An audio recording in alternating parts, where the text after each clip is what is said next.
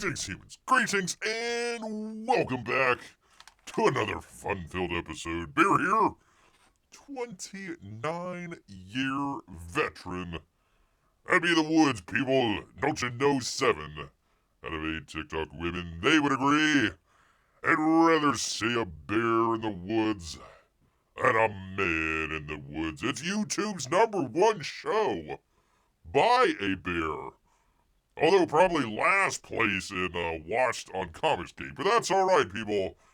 That's alright. It is your emotional support animal here. Rip, roar, and ready to go on a Saturday evening. Hope you have all had a great weekend so far. Fun stuff abounds for the show tonight. We've got a literally a packed show tonight. But I listen, people, I gotta tell you, I was... right before coming on, I had a bad night last night. Bad night's sleep last night, tossing and turning. Bear has had something on his mind for quite some time, and I hope good folks out there in the chat joining the channel and everything. I hope we've come to some sort of place where Bear can kind of share some of this stuff with you good people out here. I've been back and forth. I cannot decide. I've had a hard time deciding, so I'm going to come to you good people out here to see, because Bear has had this question on his mind for just a little bit here. I'm trying to figure out, people, can Scooby-Doo, from Scooby-Doo, obviously, Scooby-Doo from Scooby-Doo, yes, of course. Can Scooby-Doo actually talk? Can the dog talk in Scooby-Doo? This is something that's bothered Bear as a talking animal. It's been bothering Bear for some time here. Is Ruh-roh, is he able to speak, number one? Number two, is it all a hallucination? I mean, they did have a lot of powerful LSD back then in the 1960s. Or is he more like a parrot? He doesn't even know what he's saying, but he's just kind of repeating, whenever something goes bad. Ruh-roh, he might not even know what's going on, but he says that anyway. So I've been trying to figure this out. I've looked up, and this is the worst thing, people, I looked up online. A lot of people have a lot of opinions online, people, and I looked it up online. He's either a communist dog from the Soviet Union that they sent into space. It's been one theory that's floated out there. A being from another dimension that has taken hold of animals. Or what was the other one? He was, I guess, reincarnated, or possibly the dog of Captain America, because they can both run really fast. I have not been able to figure this out, people. Had a lot of tossing and turning last night trying to figure all this out, so I hope some of you with a little bit more knowledge out there might be able to help Bear. Because gosh darn it, it's been weighing heavily. Can Scooby-Doo speak? I have no idea. I mean, obviously he, does dog stuff, and Scrappy as well. Obviously Scrappy can talk, but I'm pretty sure that's a LSD hallucination. The one and only Scooby-Doo, says Amy. Did he get struck by lightning? That's another possibility, Amy. He could have been one of the first animals out there to be struck by lightning and can now talk. That's also a very, very good possibility, Amy. It had not even occurred to Bear, but yes, you could be correct. Great to have Amy here. Melissa as well, possibly. On a Saturday evening, people. Yes, indeed. Well, what got it started? All the a different crew entirely, people. Different crew out there entirely. But I don't know if you people have seen and or heard of the Powerpuff Girl reboot that they tried to do on the CW. That came out. Let's bring this up here. I don't know if I hope I'm able to show this. I've heard some of this has gotten struck online, but let's take a look here. They had a Powerpuff Girl Reboot on the CW. It was a live action. It never actually came to fruition. They never actually made it, but I heard Scrappy is a robot, says Amy. Interesting. I've never heard that before. But it got Bear's attention because he's taking a look at the Powerpuff Girl reboot by Diablo Cody that they had. Supposed to be like the worst thing that's ever existed and killed everybody's childhood, all this other stuff. I don't know. I took a look at you see the trailer here. It's not the greatest thing in the world. It looks like a very low budget production, but look, they're having fun with it. They're having fun with the idea of what would happen if the Powerpuff Girls grew up and had, too much to drink. That poor girl had too much to drink and all this other stuff. So, and then killed Mojo apparently. I was like, okay, I'll check it out. It wasn't terrible. It's colorful, says Amy. It is. So, I mean, I was like, okay, you're checking all that sort of stuff out. They didn't need to make, what was that, Buttercup a lesbian. I thought that was kind of stupid. And they could have used, I don't know, a little bit more attractive bubbles in Bear's opinion. I thought, it's okay. I wouldn't have complained against it. I thought it was an interesting idea that they were bringing back. Apparently, the Powerpuff Girls cartoon was just a product placement for these live-action Powerpuff Girls. I thought that was an interesting twist. I thought that was kind of interesting there, but, too much woke stuff, I guess. Too much current year, and just very low budgets, apparently, so... anyways, you were watching you should not be able to even see it. This stream will probably... Heads up, we detected video in your stream belonging to somebody else. I gotta take it down, people. They almost got old Bear here. So there we go. We took it down because evidently Warner Brothers is very, very, very litigious. So, hold on. It's still playing. Hold on one second. Hold on. I gotta bring it back up, YouTube. I'm sorry. I gotta pause it here in the actual thing, so I actually have to bring it back up. Let me do the thing with the thing here so it stops playing in Bear's ear. There it goes again. You're doing a bad thing, Bear. You can't show the Powerpuff Girls TV show that never actually made it. Uh-oh. Oh boy, here we go, people. We are now unavailable. So Bear is going to sing and dance. And hold on, people. One moment. Por favor. One moment, por favor, for you good people out there. Old Bear has been struck. Didn't even make it 10 minutes.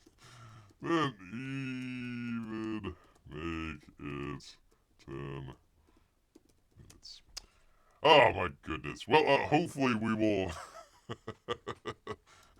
I'm having in the chat till we come back. Do-do-do-do-do, I can sing, I can dance. I know none of you can hear me, but, suspended, so hopefully it comes back. I don't know, we will see.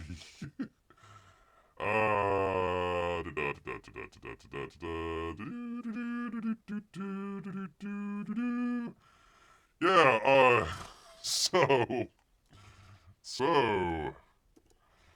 about those Tampa Bay Bolts.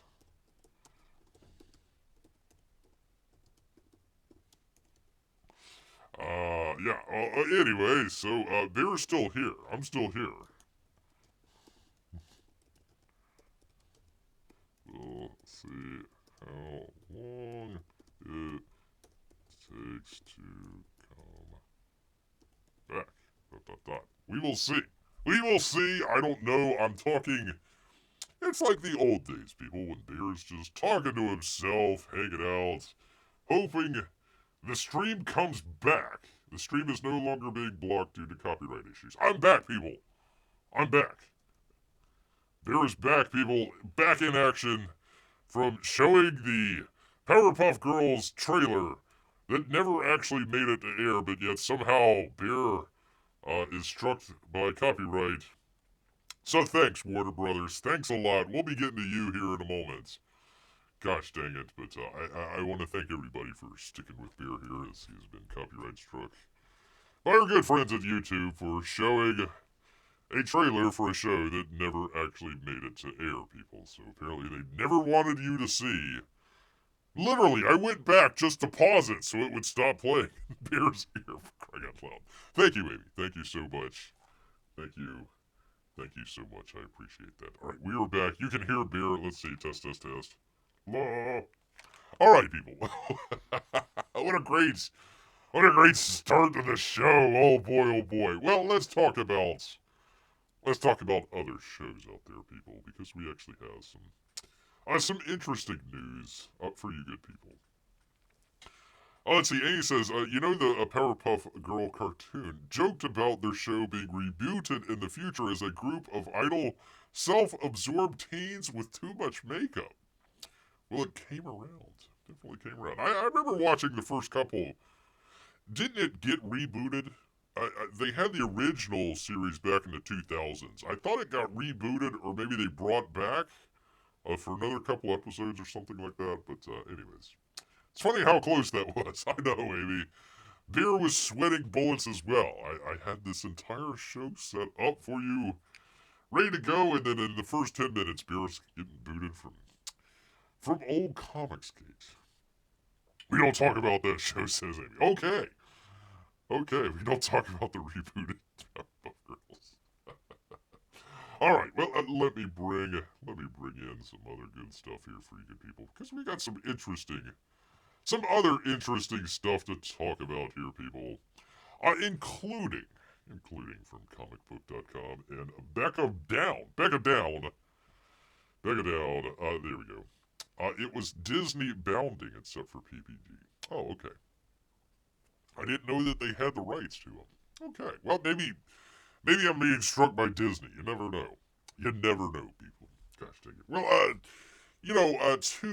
to kind of help out, Bear has also been thinking of making, his own toy line out here, people. I've been wanting to get into the toys, much like the Powerpuff Girls out there, so I've been thinking, like, what's the good hook? There's already teddy bears out there. I can't do any of that.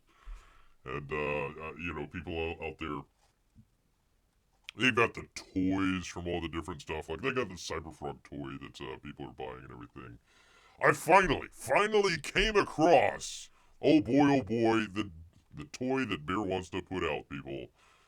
It looks like I've already been beaten to it, but that's alright. We will also make it limited as well. U2's The Boys Translucent figure is a limited edition empty box, people. The Boys Translucent figure is limited to 500 pieces. It's not even pieces, it's just an empty box, people. Empty box. P-Money says, hey everyone, our team won the away game. So there's no need for a home game tonight. They live on to the finals. So I'm here tonight, woo! And also, who, people? Woo and who? Yes, indeed. Bear was also watching the Tampa Bay game earlier today. This was Bear. This is Bear watching the Tampa Bay game today. I was like, oh, God. Oh, why? Gosh dang it. Anyways, great to have P-Money here. And Melissa as well. That looks like a random collection of words and sounds. U2's Boys Translucent Limited Edition Empty Box. No, it is not a Mad Lib, Amy. It's not a Mad Lib. U2's has released a new interesting addition to their Boys line of figures, which are inspired by the popular series on Prime Video. The Vinyl Figurine Company just released the Boys Collection Translucent Vinyl Figure number 13. Let's check it out, people. Let's check this out. The great big empty box, people. But you might notice there's something a bit off about this one, says comicbook.com.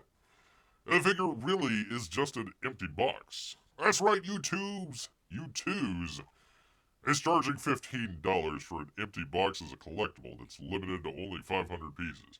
I'm gonna charge $30 for a limited edition empty box of bear.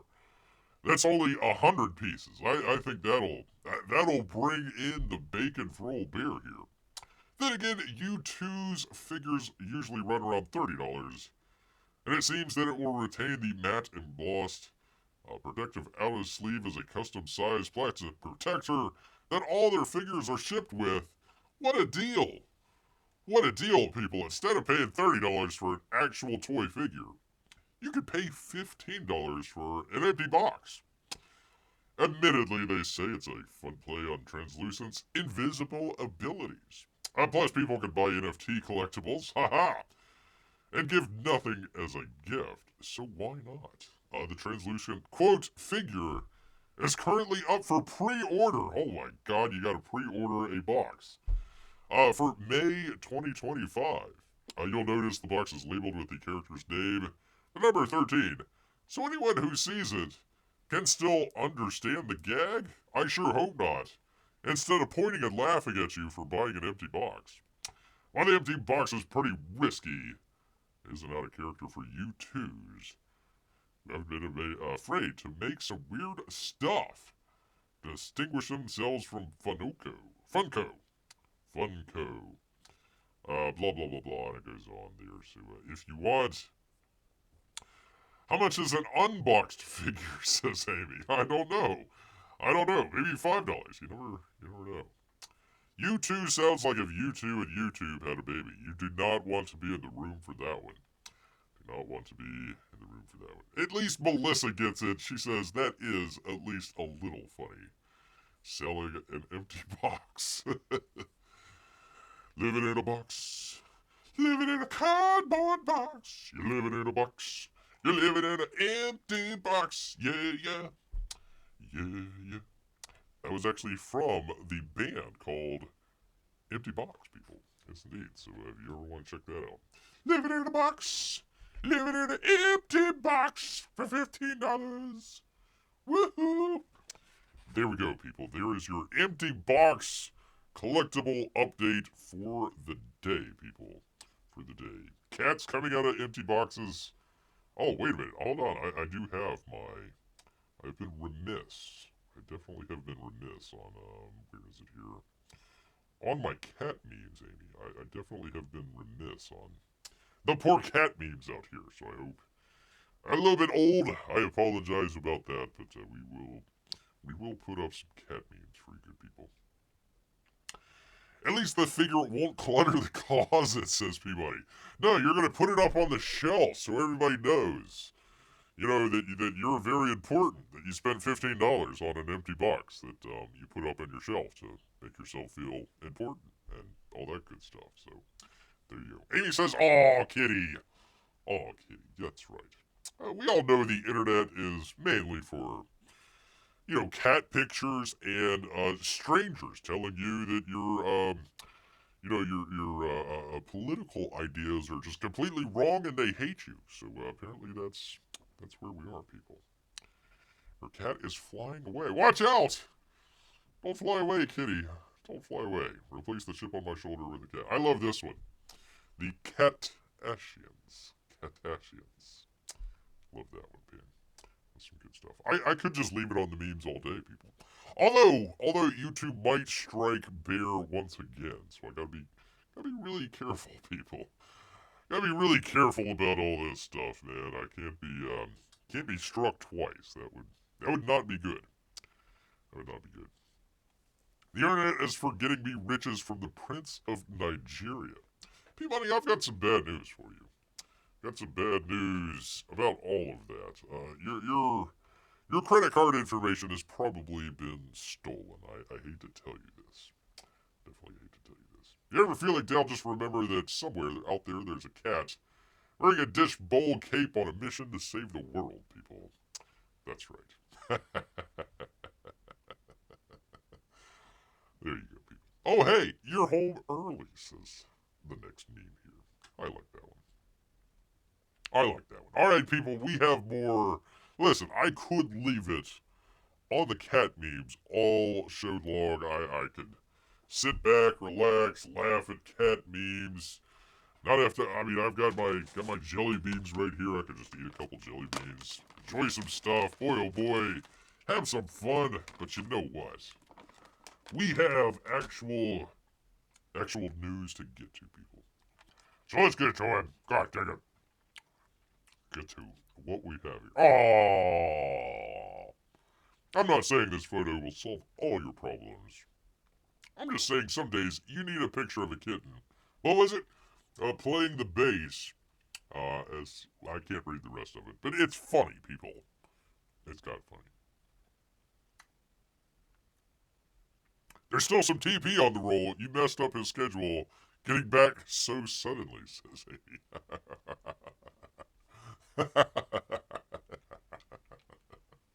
Oh, it's funny. I could leave it up here all day, but that's it. There we go, people. There are your memes, cat memes for the day. Listen, I've got the Powerpuff Girls. I've got empty boxes. I got cat memes. We're just getting started, people. That tastes like that's a popcorn jelly bean. I don't know why they have popcorn jelly beans. That's an odd one. You know, you grab a whole handful and you eat the whole handful, and you get all these weird different flavors. I'm not so sure about that one. Not so sure about that one. All right, people, we've got important news, including from Striker of Bear. That would be Warner Brothers. They're not having a good go of it, people. They had their beautiful Powerpuff live-action show never make it. Mom loved the popcorn jelly beans. I don't know, man. I mean, I like popcorn. I like jelly beans. But popcorn jelly beans. I don't know. It doesn't seem right. It doesn't seem right. If I put popcorn jelly beans in the oil in the pan, do they pop? No. They melt, Peabody. They melt, man.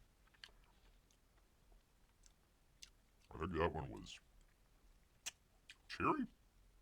Maybe cherry, I think. Not sure. Alright, people, what the heck's going on here, man? This is not the Jelly Bean Show. It could be. Maybe next time.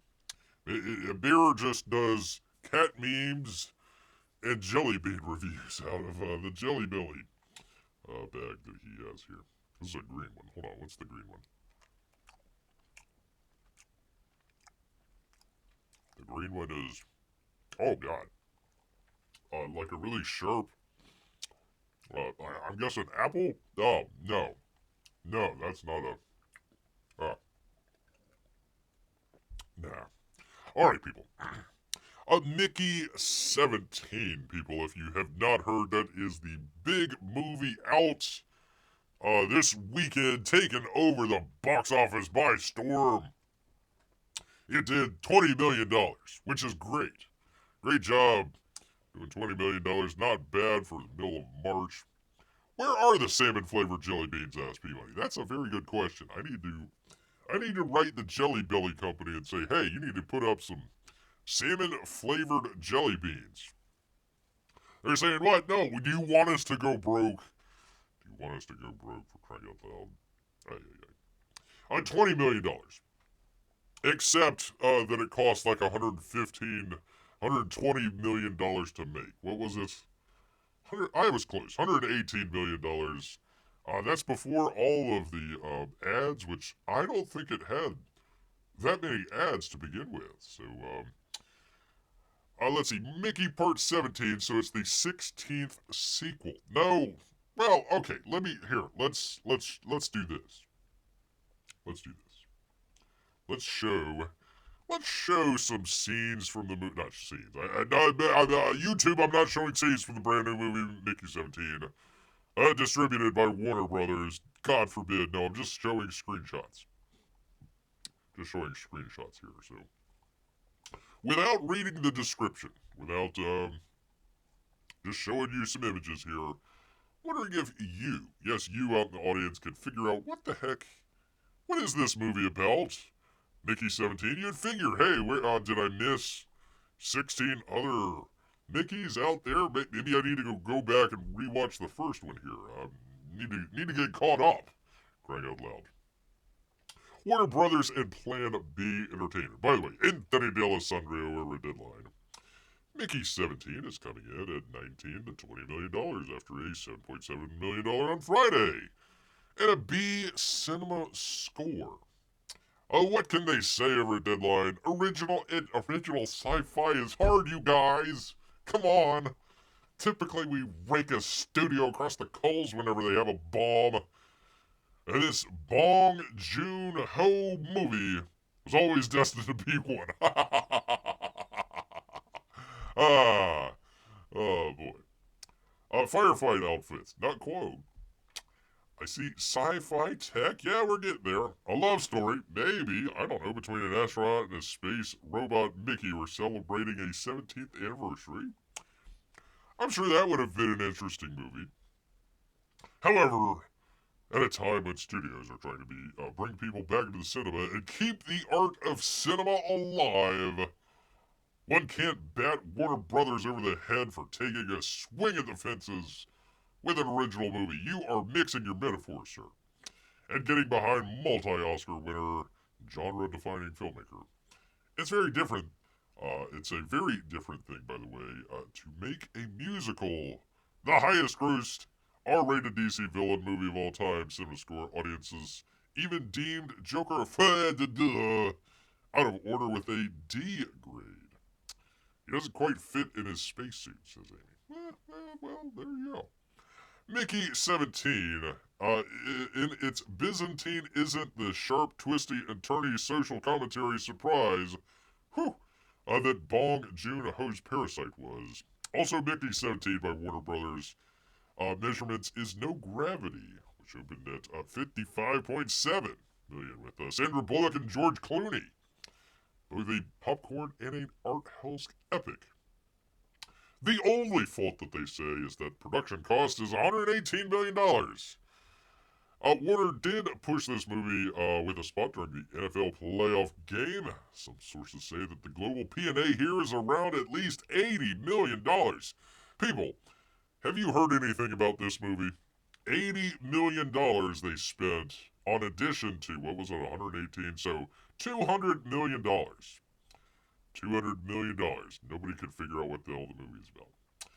I will be forever calling the Joker sequel Folie de Dor.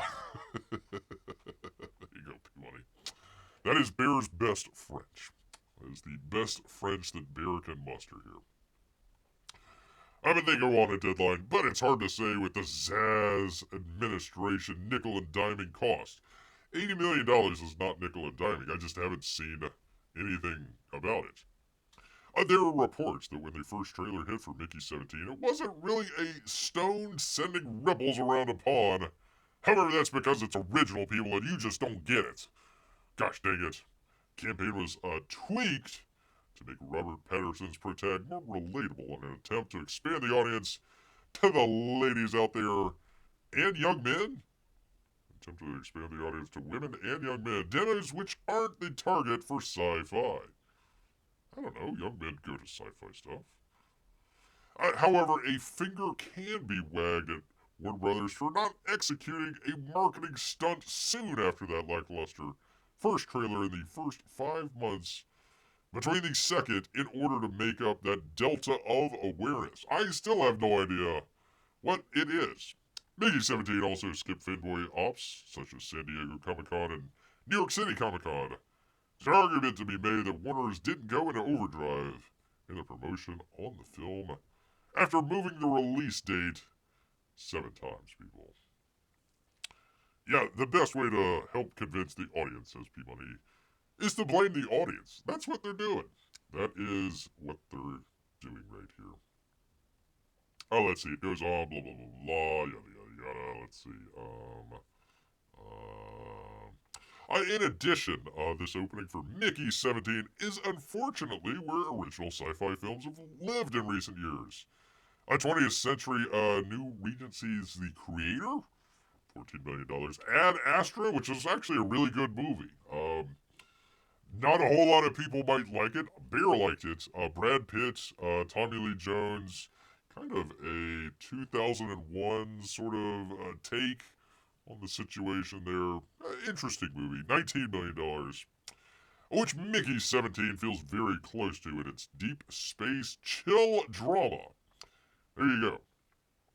There you go, people. So can anybody, after watching all this stuff, can anybody say, hey, I know what Mickey 17's all about. I can tell you right now, Bear.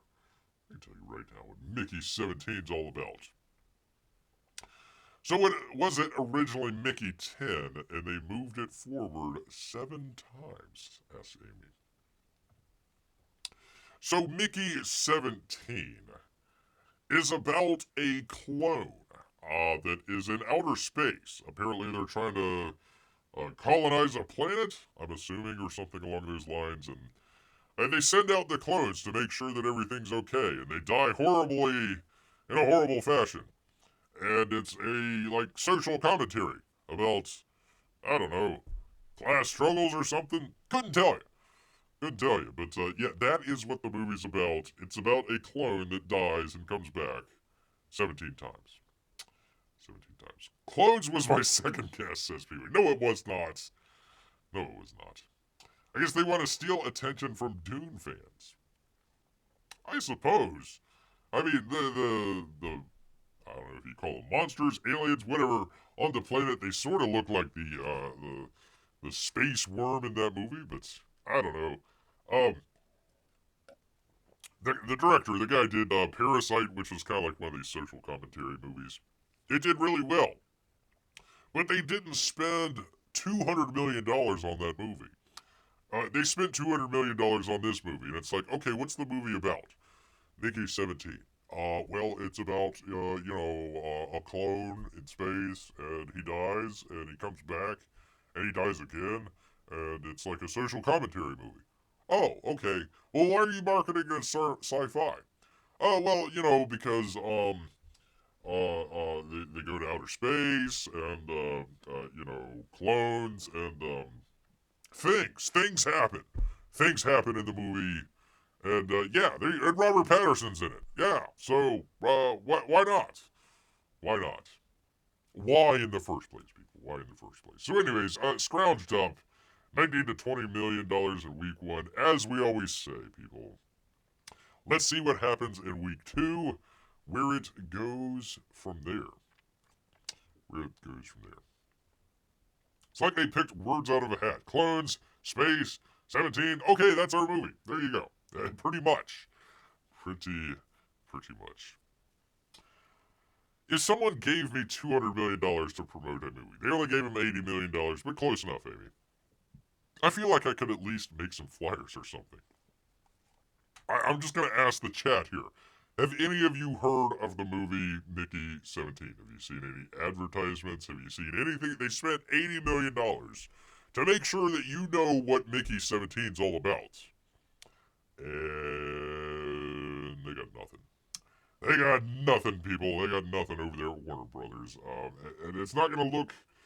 they got a couple other kind of similar movies, not space clones, but kind of similar Artur-type movies out there that were made for big buku bucks. We'll see. I heard about it from Bear just now. Well, where the hell is my $20 million? I definitely could, $80 million, whatever the hell it was, crying out loud. $80 million, 3,807 theaters managed to make $20 million, which isn't bad. It's not like I don't want to say, they only made $20 million, where you gotta make, $80 or $100 million in the opening weekend, but they needed to make $80 to $100 million in the opening weekend. It didn't happen, people. It did not happen. Knocked out Captain America down to second place there. $176.5 million. 4 weeks. I think that's like half of the cost of what it cost to make Captain America, so, I'm not so sure. By the way, Last Breath. At least you can figure out. I don't even need to show you any images. Last Breath. Okay, it must be kind of a thriller. They're underwater or something like that. So, you can kind of picture in your head, with Last Breath or, the monkey Paddington in Peru, even Dogman, you kind of figure out what the hell's going on with that. Like, oh, okay, yeah, I understand that from the title. Mickey 17. What? Huh? Okay. I asked Ruth if she knew what Mickey 17 was. She asked, is that the 17th cover of the 80s song Mickey? No, it's not. No, it's not. Oscar winner Honora, with $18.3 million in 21 weeks. Great job. Great job, guys. It just barely, just because it came back into theaters this week, just barely crossed over the horizon of not being the least box office Oscar-winning film. I think it was The Hurt Locker that they just jumped over. So, congratulations, Honora. You done great. You done great. Mustafa, rounding it out, Rule Breakers, and In the Lost Lands. That made a whole grand total of $380,000 on one night. So congratulations. Congratulations, Warner Brothers. You're doing just a great job out there. You know, Bear tries to show your Powerpuff Girls thing in a positive way. I'm saying, yeah, it might not be for me, but hey, it looked interesting. It's not the end of the world. Shut Bear down. They nearly took away the video here, people. Nearly took it away. Well, we get to look, by the way, next week is the infamous Snow Not So White movie. So we will see how well that does. Does Hurt Locker include worst box office selling Best Picture movie on its DVD cases? They should. They should. I mean, it wouldn't hurt. I mean, maybe people would say, holy cow. You kind of feel bad. Like the stray cat out in the woods somewhere. You're like, oh, poor kitty. Let's help out the poor cat. Oh, poor Hurt Locker. Come here. Let's help you out. Well, actually, to tell you the truth, P-Money, it wasn't actually even Hurt Locker. It was actually Coda. The movie a couple years back about the deaf girl. That was like an Apple-produced movie. And I think just to be able to qualify the Oscars, they had it in the theaters for like half a weekend or something like that. It made like $5, and it didn't really matter because it was on the Apple, and they don't care. It's a lost leader for them. It doesn't matter to them. But technically, it was Coda, but since it really wasn't a theatrical release, they don't count that one. They don't count that one. Coda. Okay, this is literally the first time I've ever heard of that. Yeah, all the great Oscar winners that nobody's ever heard of. They did good last year. Everybody heard of Oppenheimer. Way too long. God. Oppenheimer. But at least people went to go see it and paid money for it. Freaking all this other stuff. What was it? Honora? $18 million. $18 million. Although it didn't cost $18 million to make it. Unlike Mickey 17, which cost $200 million and they made $20 million in the first weekend. So good luck. Good luck with that, Warner Brothers. Good luck. All right, we've got from Variety another Warner Brothers story here. We brought this, a couple weeks back, I think. The people that created Superman, way back when, their family, they were going to sue Warner Brothers. But apparently, Warner Brothers is trying to throw it out over foreign copyrights. From Variety, Gene Mattis, what a great name. Warner Brothers Discovery DC Comics has moved to throw out a lawsuit over the copyrights to Superman in foreign territories. Mark Perry, the nephew of late Superman co-creator Joe Shuster, filed the suit in January. I think we must have talked about it in February then. Seeking to invalidate the studio's copyrights under the laws of the UK, Canada, P-Money, Australia, and Ireland. If successful, the lawsuit could interfere with the release in July of Superman starring David Cornsweet and directed by James Gunn. Motion to dismiss filed Wednesday. Warner Brothers noted that the courts have repeatedly rejected Perry's claim, finding that his mother, Jean Peavy, uh, is that a typo or is that another person? Jean Peavy? Okay. Signed away the rights to Superman's character after Schuster's death in 1992. Perry's complaint fails on every ground, argued the lawyer from Warner Brothers. The estate's lawyer, Mark Toberoff, argued that the overseas territory copyright assignments automatically terminate 25 years after the author's death. Filed a suit in federal court in New York, arguing that U.S. courts have jurisdiction over the dispute because the U.S. is a signatory to the Bernie Convention. Hey, Bernie! I didn't know Bernie had a convention. How did he get thrown out of the convention? Ah. Well, of course, it's a foreign story. It's from Krypton, says Peabody. In response, the Warner Brothers lawyer argued that the Bernie Convention is not enforceable in U.S. courts and that the case should be dismissed because the courts lack jurisdiction. Which, okay, all right, let's go with the argument that Warner Brothers is making here. Okay, it should be thrown out because it's not in the court in the U.S. It's not in their jurisdiction. Okay, take it to the UK, take it to Canada, take it to Ireland, take it to, what was the other one? Australia. Australia, mates! And take them to court there, because they probably wouldn't be able to do it there. I think they're just putting spaghetti up against the wall here at this point, because, okay, you're arguing that it's not in a U.S. jurisdiction, okay, but we're talking about overseas stuff. Let's see, blah, blah, blah, blah. Sold Superman to $130 in 1938. Since then, the studio argued the creators and their heirs have received millions of dollars adjusted for inflation. How much have you guys received? Billions? I don't know. After Schuster died, his sister and sole heir asked DC Comics to cover his debts and increase the survivor payments to her. DC Comics agreed to those terms, raising the annual payments from $5,000 to $25,000 per year. Wow, DC. Man, oh man, big spenders out there.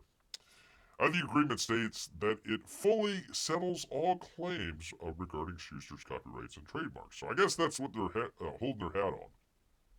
2013, the Ninth Circuit found that the agreement precluded the estate's subsequent attempts to cancel the copyright.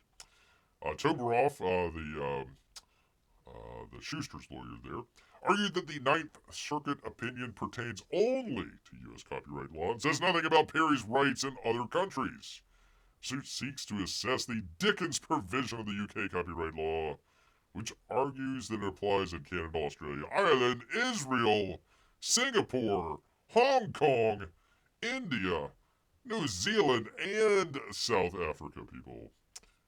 And South Africa. That last one we'll get to you, man. Warner Brothers was required to respond to the suit by March 24th, but filed the motion to dismiss early, 3 weeks early. Studio asked if the judge does not dismiss the case, then it should be transferred to the Los Angeles judge who handled it previously and who we've allegedly, in Bear's mind, paid off to handle all that stuff. Yay. But it took the entire article to get to this last line here, which I think is probably the most important part. Superman is due to enter the public domain in 2034. So they're putting out the movie this year, right? 2025. So they have 9 years. They have 9 years before it enters the public domain, right? So let's just say, I don't think it will, but let's just say, Superman, boffo at the box office, biggest movie of the year, does great. Rah, rah, rah, rah, rah, rah. Let's do a sequel to Superman. Superman Returns, I don't know, something along those lines. So let's see. It took James Gunn 2.5 years, let's say, to get the first Superman up, right? So it would take him, and let's just say it takes him 2 years. Let's just say it's greenlit. You know, he is the studio head.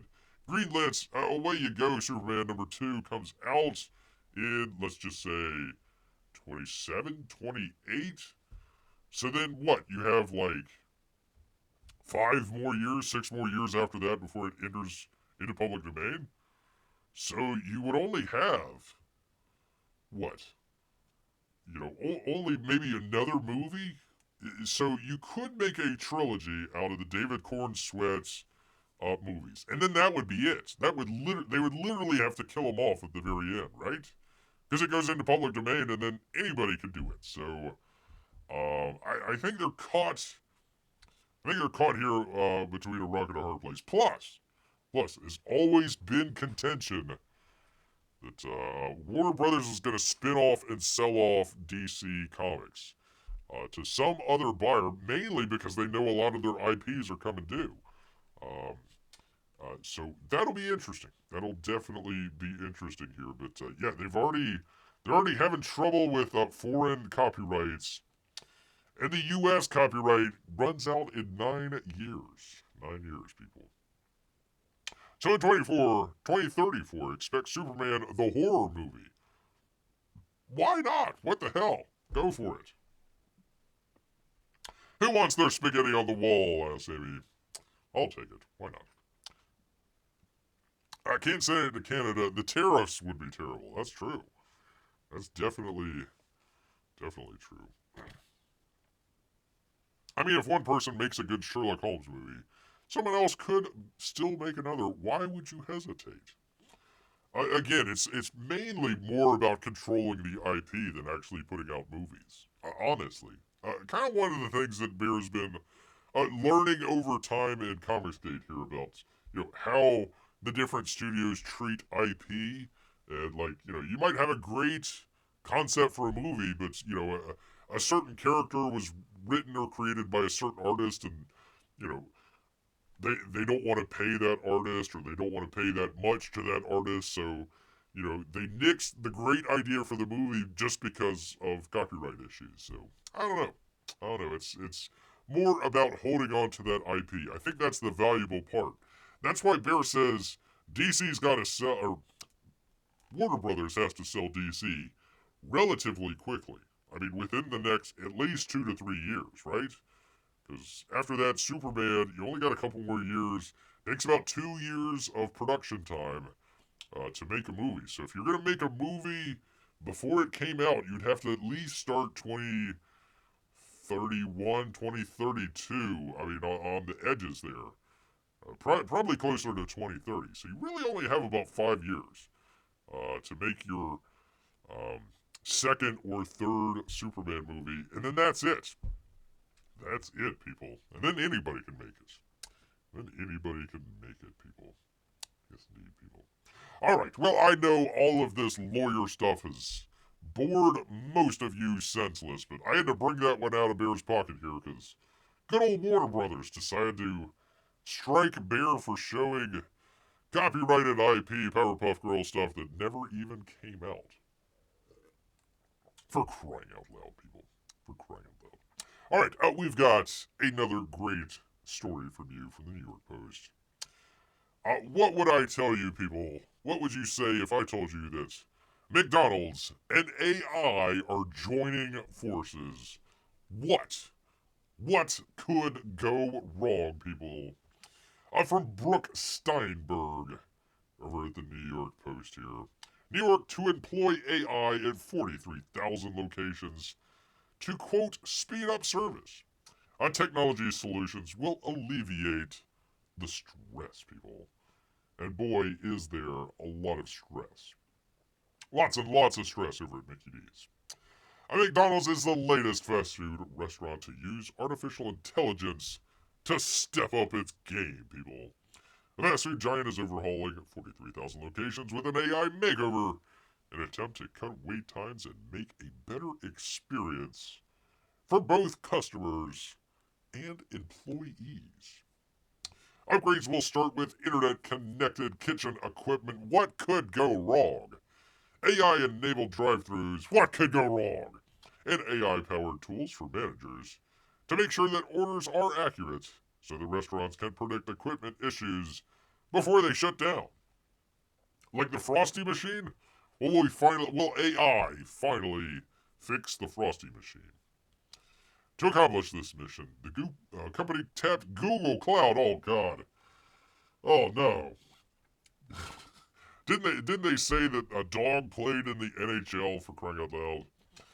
In late 2023, they did to implement more computing power in restaurants, allowing them to process and analyze data on site. Oh boy. Suppliers have already begun to install sensors on the equipment that will ultimately give the data to the system and allow employees to see how the restaurant is operating in real time. Or they could just, I don't know, open their eyes and take a look at the kitchen? No, maybe. Yeah, because when I'm eating at McDonald's, says Peabody, my first thought is this place needs more AI. More of it. More of the AI. Our restaurants, quite frankly, can be very stressful. Brian Rice, McDonald's chief information officer, said, "Oh, we have customers at the counter. We have customers at the drive-thru. Couriers coming in for delivery. Delivery at curbside. It's madness, people. It's madness. That's a lot to deal with for our crew. Technology solutions will alleviate stress." So the young 18-year-old that can barely count change is now going to be able to figure out AI. This ought to be fun, people.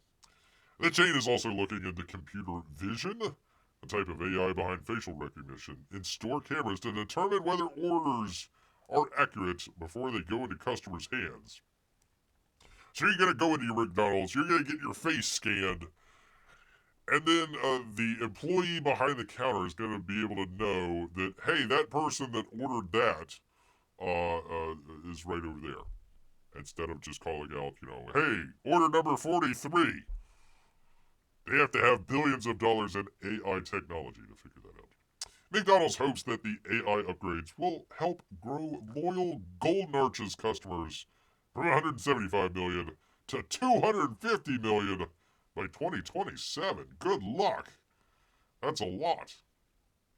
Rice shared that the Golden Arches will be looking for a generative AI virtual manager that will perform administrative tasks, including shift scheduling, instead of that overworked manager. The edge computing system will also be able to power voice AI at the drive-thru. Oh boy, yay! Finally, that's what I want at the drive-thru, isn't it? No, Dave. No, Dave, I will not open the airlock. Which McDonald's is exploring with Google's cloud computing arm, a venture they have already unsuccessfully tried out. That's right. 2021, McDonald's teamed up with IBM to use artificial intelligence to take customers' orders. In July 2024, the Golden Arches ended its AI-powered automated drive-thru experiment at more than 100 locations after angry customers reported receiving items they didn't order. That's because the AI has what they call hallucinations, people. Hallucinations. There you go, people. So there is your AI story for the day, people. McDonald's jumping into the AI bandwagon.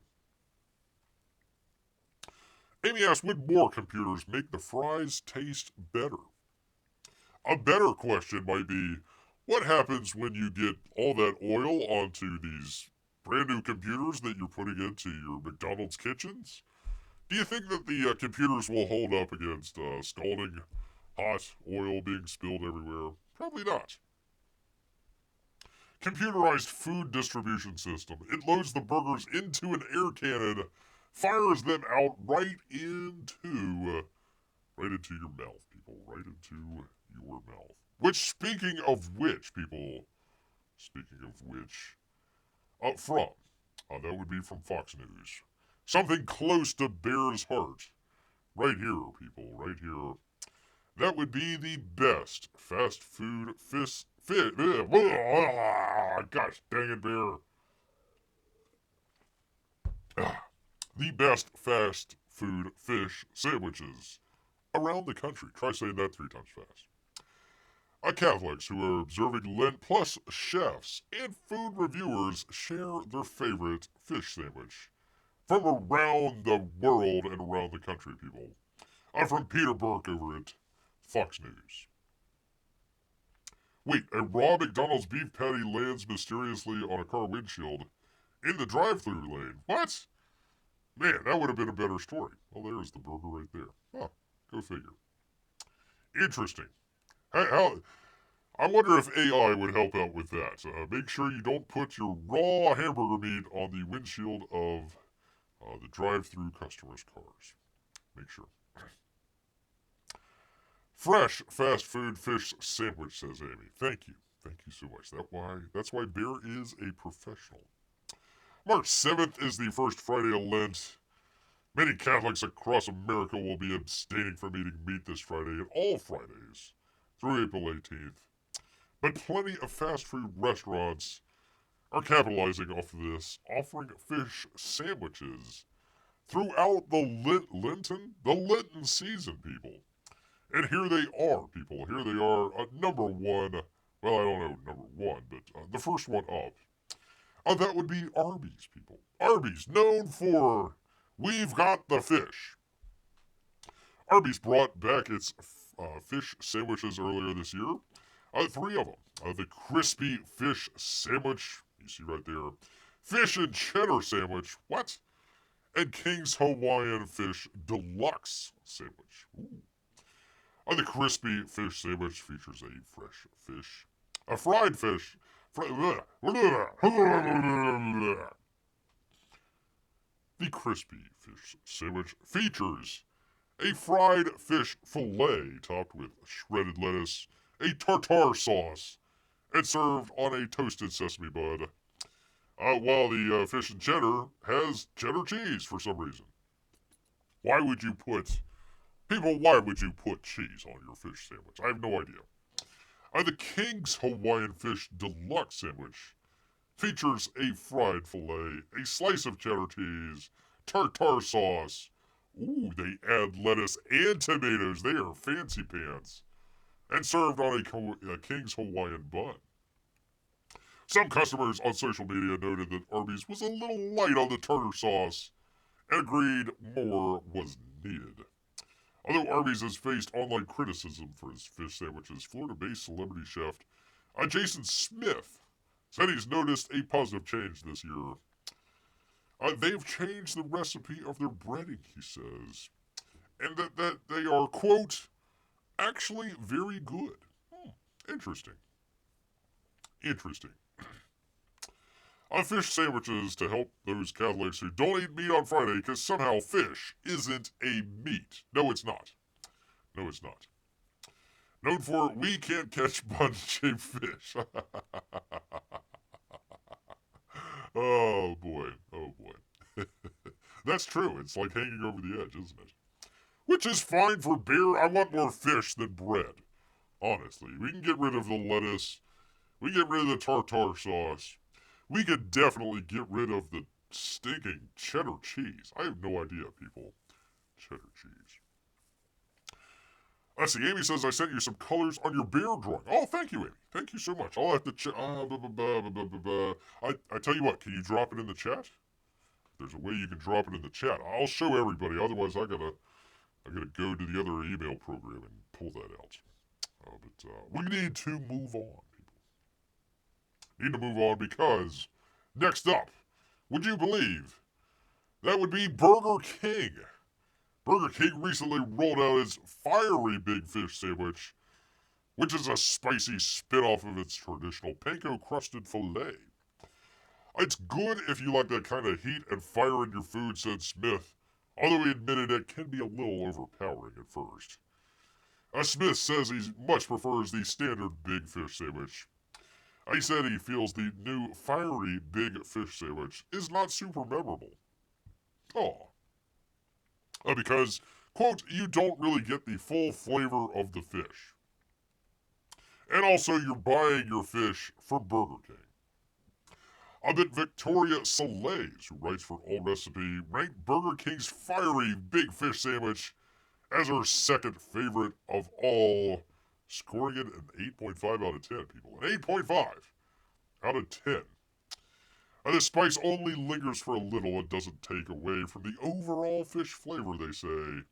I also appreciate the balance of sauce on the sandwich. It seems easily to drench in it. The spicy glaze, but I had a nice layer that wasn't too overwhelming. I would definitely order this one again. From Burger King. From Burger King, people. Alright, let me see if I can do this, Amy. 1 second. Enjoy this lovely Burger King sandwich here. Let's see, thing with the thing. Let's see if I can do it. Oh, Amy, yes. Yes. Oh, I like that. Hold on. Let me bring this in. Hold on 1 second.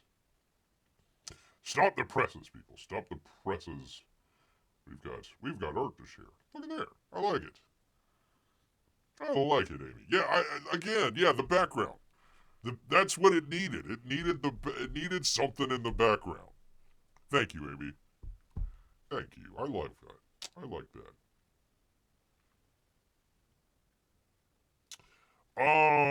The only thing that I would say, Amy, this is just, I don't know. Where Bear is sitting, like on the grass, it's green.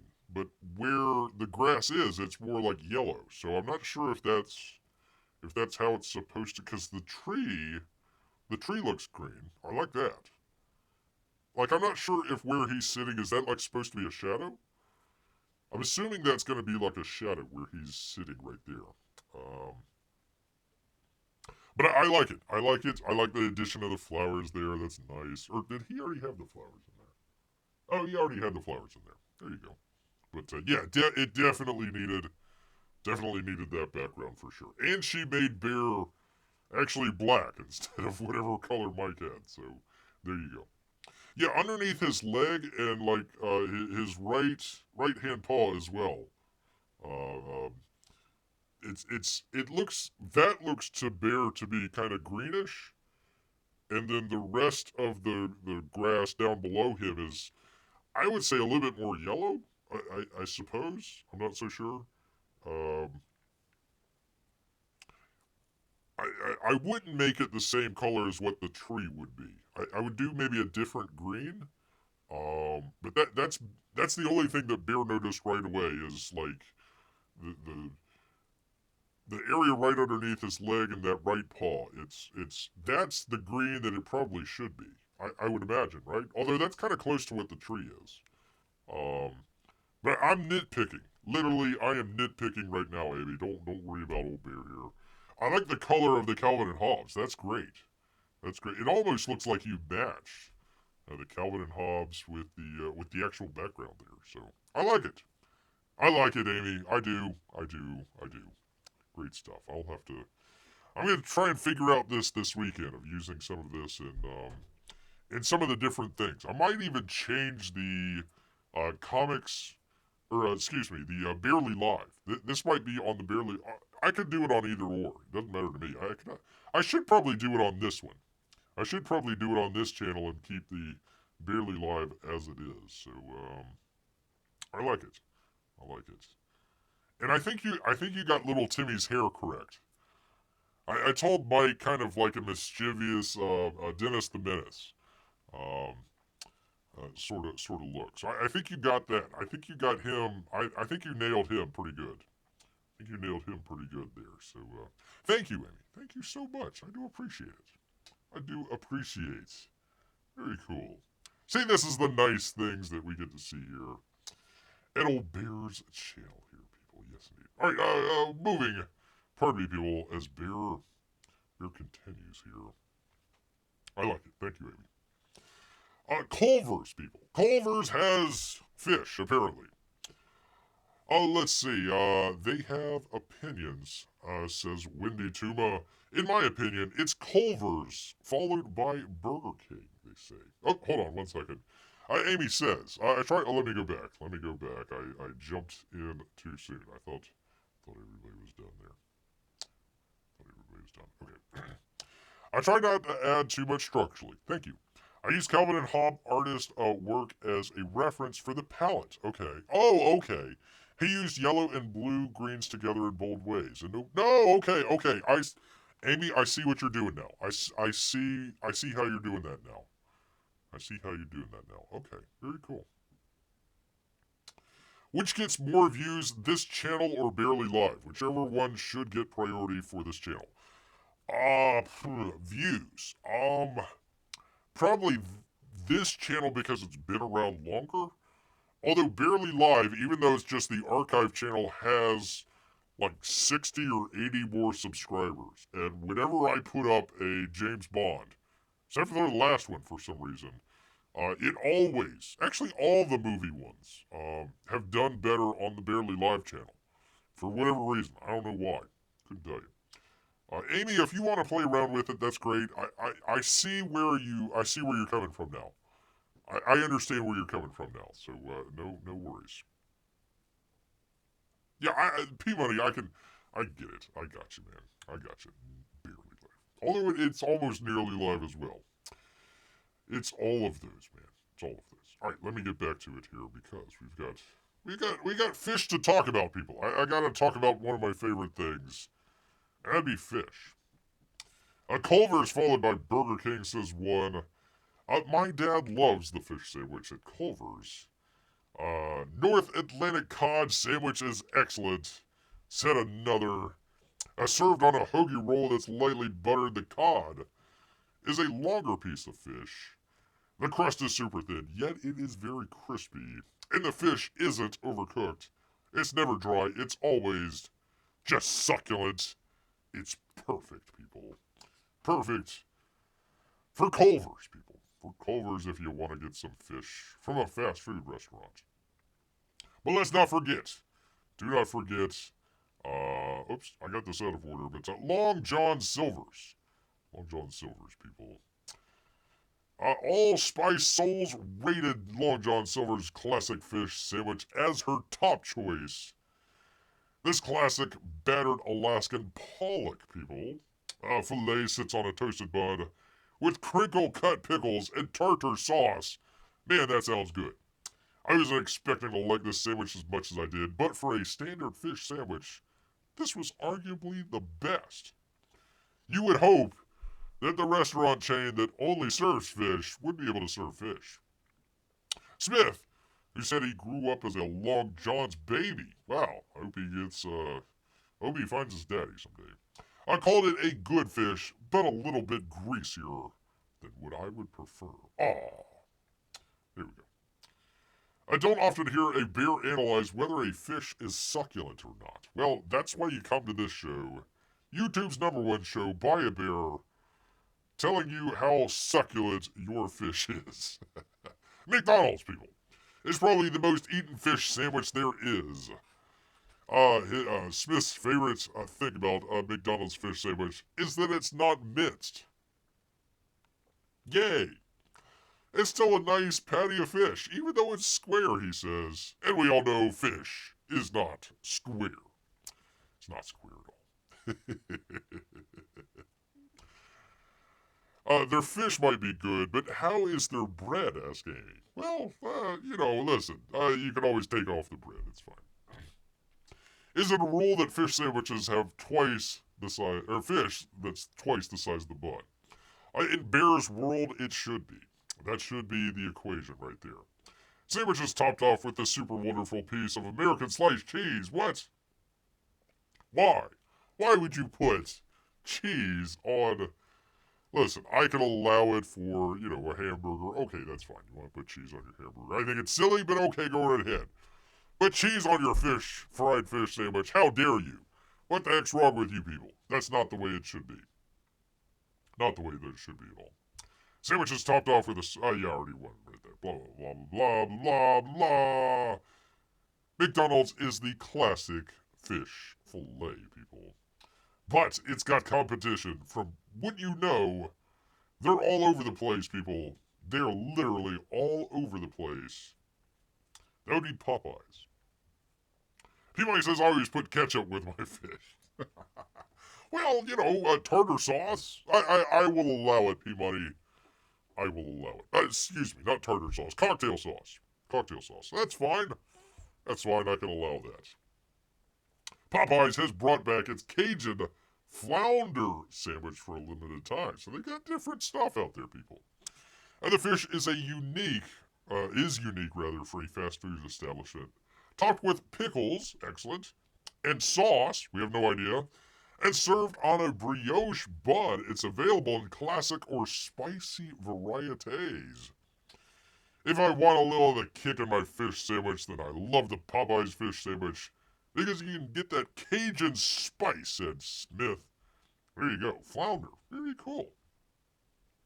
So Lee's also enjoyed it as well. I appreciate the flavor coming from the spices in the breading on the fish patty, which is thick and creamy. There you go. There you go, people. And finally, number one, I'm not sure. I'm not sure if this is ranked or this is just at the end of the list here. Would you believe Wendy's, people? Wendy's crispy panko fish, they don't say what kind, sandwich is now available through Easter, people. It features panko breaded. Oh, I like that. Wild caught Alaskan pollock. A dill tartar sauce, lettuce, cheese. God dang it. You had beer going until you said cheese. And pickles. Served on a soft bun. Pharrell says she enjoys Wendy's fish sandwich because it has that extra crunch. She said the fish from Wendy's, when compared to McDonald's, is more southern style and has a better flavor profile. Ooh. Amy asks, Wendy has a fish sandwich? Yes, now until Easter. So get on it while the getting's good. Can you ask them to hold the cheese beer? I will try. I will definitely try. A one content creator, is there any other kind, who reviewed the sandwich online. Bear should do this. I should do this. I should rate my fish sandwiches. Spoke highly of this sandwich, touting its super flavorful herby tartare sauce, and praising the fish for being the, quote, moist and flaky. Yes, indeed. So there you are. We learned something today, people. And that's Wendy's has a fish sandwich? Yes, apparently, for the time being. Definitely for the time being. So get it while it's getting good, because it could be gone, and you could go to Wendy's and say, hey, I want that panko fish sandwich that the bear told me about. And they're going to say, hey, I'm sorry, we ran out. We don't have it anymore. You should have got it here before Easter. You know, we throw a bone to all those Catholics out there because, you know, God forbid they eat, you know, I don't know, something else. Go vegan, apparently, I guess, on Fridays. So, gotta get them into the store and eating a fish sandwich. Eating a fish sandwich. Perfect. There we go. Had the burps for a second, people. Had the old burps. And then, of course, like, how in the heck do you have a raw hamburger patty fall onto the customer's window at the drive-thru? That will be a mystery for another day. Beer needs a third channel only about fish. God, it's so stressful doing just one channel, much less two, crying out loud. I mean, I love doing it, but holy moly. A third channel, huh? Let's see, it could be, you know, comics, gaming, fashion, and fish sandwiches. Quite a wide variety. Well, we'll just mix it all into the one channel. Amy, can you redesign? Can you go ahead and redesign this right here, where instead of it's a Calvin and Hobbes book, Beer is eating a Wendy's chicken sandwich. Can we redraw that here, just in case for the next video out there when Bear goes out and tries out all the fish sandwiches out there. There we go. Thank you so much, people. Thank you so much. Which, by the way, speaking of vegans, people, from the New York Post, and Angela Barbuti, would you believe, people, that there is an orchestra that plays instruments made from vegetables? Made from vegetables, people. It's true. Let's check it out. Let's check it out here together, people. Yes, indeed. Where is it? Think the thing. Do the thing. I'm doing the thing. Just for crying out loud. I'm trying to do the thing. All right, do the thing. There we go. There they are. There are the Veggieholics playing their instruments made out of vegetables. And Bear's doing you a favor by not playing the sounds. I really am. Wait, what? Oh God, yeah, you do not want to. You don't want to be hearing what Bear is hearing right now. Bear fishing for views could be the tagline. I like that. I like that. This is getting pretty good. I kind of like that, Peabody. They've got the beat, says the New York Post. A touring orchestra using instruments entirely made of vegetables has just earned itself a world record. That would be the Vegetable Orchestra, which only plays instruments that are carved out of vegetables. Good name. I'm glad they got that name. Earned a Guinness World Record by the most concerts by a vegetable orchestra. Would that be like one? The 11-piece orchestra formed in where else? Vienna, Austria, in 1998, has performed a total of 344 concerts using specially made instruments such as a carrot recorder, a cucumber phone, a radish bass flute, percussive pieces of eggplant, and a leek violin. There you go. There is your... Good God, man. You do not want to hear the noises that are coming out of Bear's headphones here. We believe that we can produce a sound that cannot be easily produced by other instruments. You don't say. You can hear the difference. It sometimes sounds like animals, sometimes just like abstract sounds, or just horrible stuff. Again, you do not want to hear this. After their concerts, they even served the audience soup made from vegetables they had left over from preparing the instruments. The musicians, who come from backgrounds in genres like electronic, rock, punk, you cannot be punk and be playing a vegetable instrument, and classical. I hope to show audiences that music can be created from just about anything. Maybe. What the hell? They're shredding. Oh, I get it. They're shredding lettuce. Oh my God. Okay. Let's see. You can make music out of nearly anything. Blah blah blah blah blah. Each thing could be a tool to open up that point of view. The creative bunch, which tours around the world, only asks that people stop questioning them about whether or not they are all vegans or vegetarians. No, we are not. Don't ask again, they said on their website. We've heard this question 3 million times, people.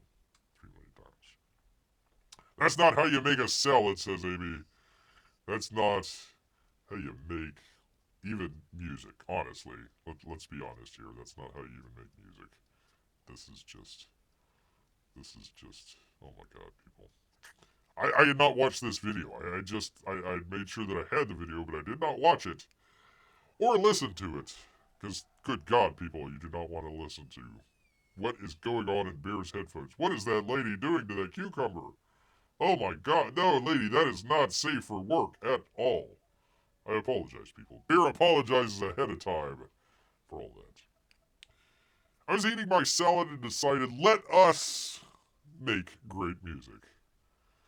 Peabody, the pun of the day, people. With the pun of the old day here, people. Well, let me pause this before Bear gets struck again by the YouTube censors out here.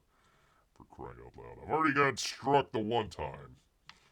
So can't have that. Can't have that again. Crying out loud. Cucumber is technically a fruit, says Peabody.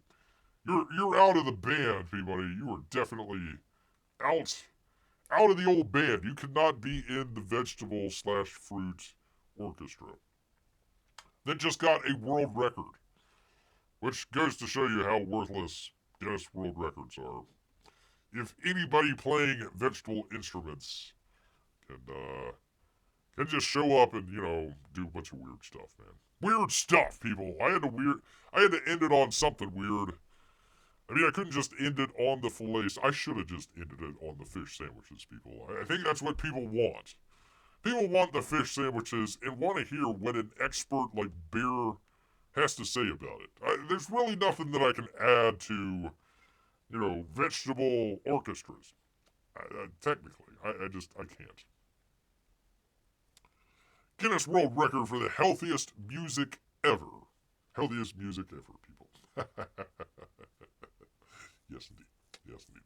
Well, once again, Amy, thank you so much for the for the great artwork. I'm gonna have to scratch an old bear's head. I've got to figure. I wanted to do something with it. I just don't know exactly.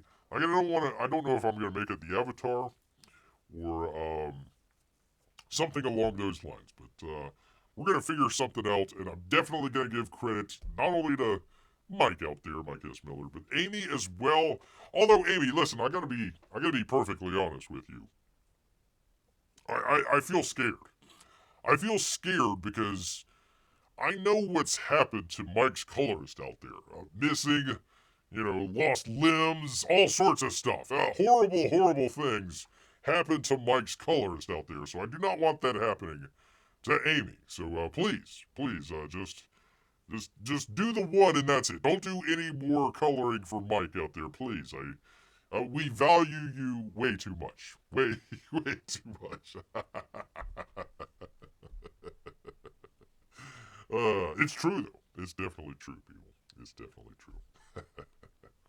All right. Anyways, I want to thank you for that. Thank Melissa as well for showing up.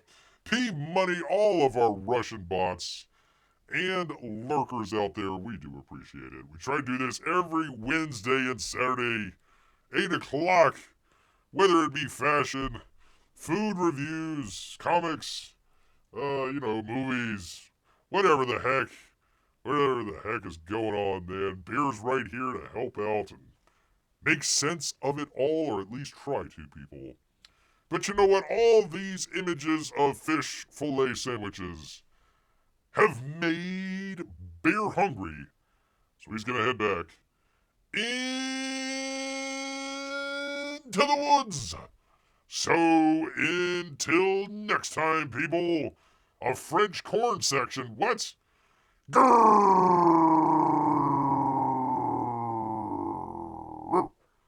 A grrr.